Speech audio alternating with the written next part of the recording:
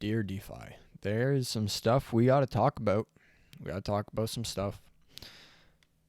This is no longer a joke. If you guys remember in 2017 when Bitconnect was a thing, people loved it. They got rugged. End of the story. We thought that was going to be the last of it, and people are going to understand. Unfortunately, that's not the case.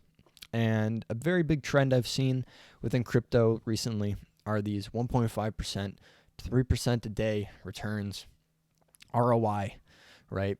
And it's absurd. It's truly absurd, and I don't understand why people are falling for it, why people are getting in these, but it also has to do with the fact that influencers are shilling the shit like it's fucking money, right? Now, we're going to get into it because, I find it very unfortunate that this is occurring.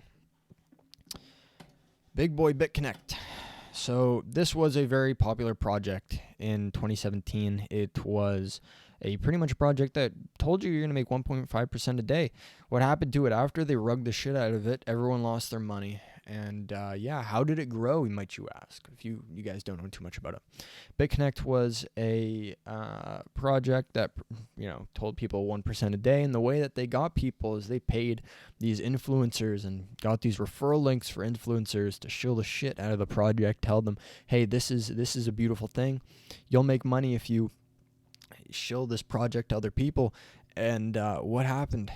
The Ponzi scheme unfolded, right? Now, we thought this was going to be the end of Ponzi-nomics, but unfortunately it's making a revive in crypto DeFi particularly, and NFTs, but we're not going to get into that today. It's making a revival in DeFi, and you can just tell by these very popular, popular protocols, wishing 730% APR, 1,460% APR, 3% a day. This one, 1.2% a day, 1% a day. This is absurd. This is truly something we got to talk about because it's unfortunate. A lot of people don't understand that this isn't how investing works, right? Especially in crypto. So normal investing, people understand, 7% a year is good. In crypto, it's a different narrative, right? Because we have a more volatile market. So more people are understanding that, hey, we can make a 2x very quickly in a year, 100%. But that's from physically investing, right? It's not like you're setting and forgetting. But these passive income, quote unquote, passive income protocols in DeFi are taking over. And how are they taking over, might you ask? YouTube. Type in DeFi. Okay, type in DeFi on YouTube, scroll down a little bit. What are you going to see? 1.5% a day, the two hottest crypto projects to be in. How I made 5K a year, how to make 5K a month in crypto and DeFi. And what is this? Drip. We got ring nodes, we got Thor nodes. Fair enough. This, the pre-search is a thing. That's good. It's a real node.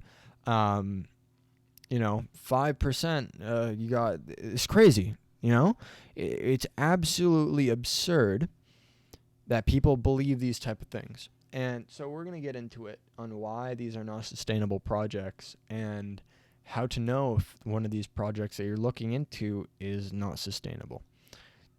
The number one thing is if they're advertising 1% a day, 3% a day, or 730% APR, or 1400% APR, it is not sustainable. This is Ponzi-nomics. This is the definition of Ponzi-nomics. How it works is people are purchasing, and then the people behind them purchase, and the only people that actually make their bag are the people last, or the people that got into the project first. And everyone else is left holding their bag because these liquidity pools are tiny, very, very small. And projects that are claiming that they are that they're what are it called, nodes, like Thor, for example. I think they actually changed it, so now they're not. Nope, still considered a node. They're saying they're nodes. They're not real nodes. Who would have known?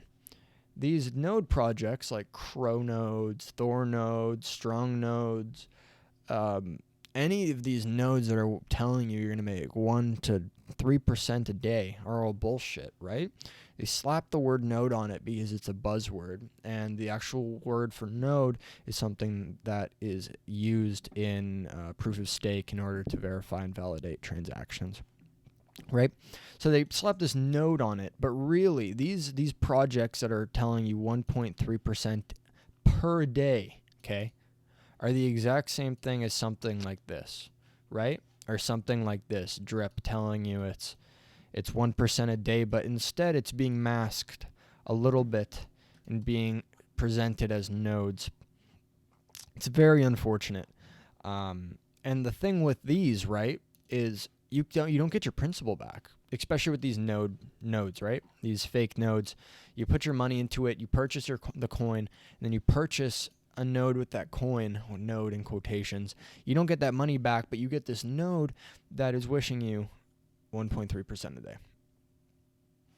If you believe this, you shouldn't be in crypto. This is not a sustainable thing. If you do get your money back on these projects, which a lot of people have, congratulations, but a lot of people aren't going to be making their money back on these projects, and it's unfortunate.